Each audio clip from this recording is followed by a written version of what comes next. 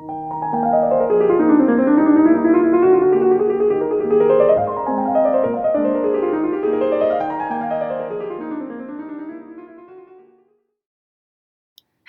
and welcome back to another episode of our Dear Music Lovers video and podcast series.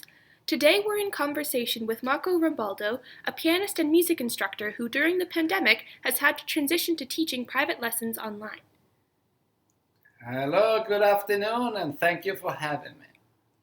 So my first question is, how are one-on-one lessons different online than in person? I will say that the most important thing, we're going from a 3D experience to a 2D experience, because when you see a person in the video, you basically have a flat screen, and so you have to deal with the fact that you're not, first of all, not live anymore, but you have all this different perception and ideas and understanding. It's basically all flat, so it's kind of you have to really rework your brain out a little bit. It's a little more complicated, a little slower, and a little more demanding from the teacher point of view. Oh, and speaking of the teacher point of view, have you found that your relationship with students has changed?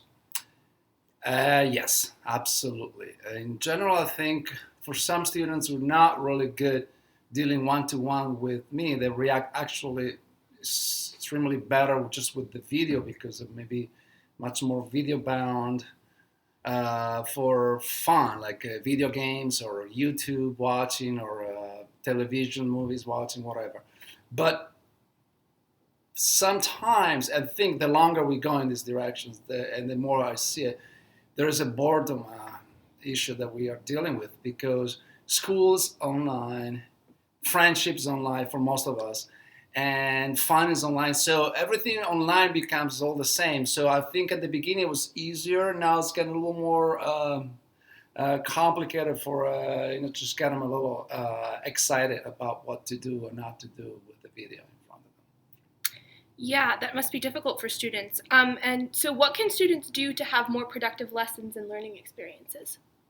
Well, I think in general, video, if you're actually able to use the video properly, like do a research about other players on YouTube or different performances on YouTube, different kind of music. If you can use the video wisely, it's actually a great source of education. An educational tool I didn't have when I grew up. I have to go to a lesson, work my notes, and get my behind kicked most of the time, because learning, especially in the beginning, learning notes was really hard and the teacher was demanding, but I had no resources to follow, and the recordings were very rare and probably not the piece I was playing. Now any kind of piece you can have now, from the simplest one to the most difficult, you at least have 3-4 different versions on YouTube with not just you can listen to, you actually can see the action. So if you want to really be smart and be ahead of the game, it's the videos and using of the computer tools and YouTube and whatever you use, Snapchat, whatever you want to. Actually, is very useful for educational purposes. Logically, then you have to put up the work, but speeds up a lot your knowledge of how that has to sound like. Let me see the finger in this person's doing. The motion, the idea of the music in general. Then you have to do the work. You have to do, craft your fingers on it and do the rest. But that helps a lot and facilitate your task in achieving the piece. And I noticed that even students who are not really good in general, anytime they're turned into YouTube, the learning, is so exponentially faster than not, because it really helps them a lot more.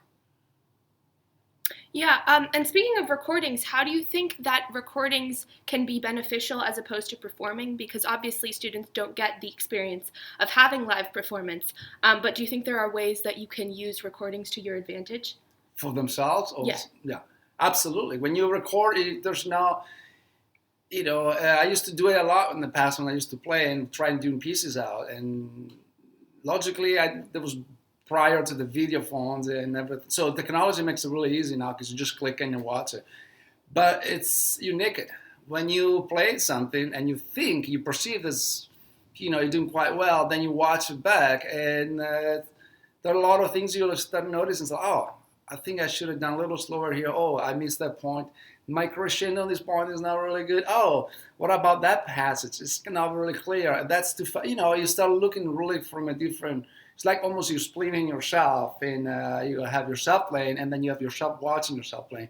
So really it's a great tool to dissect your playing and actually getting better. Yeah, definitely.